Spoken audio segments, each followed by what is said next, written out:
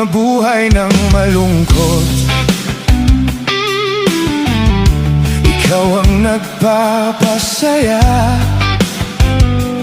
at makakasama hanggang sa pagtanda. Halina tayo'y humiga. Saan kaya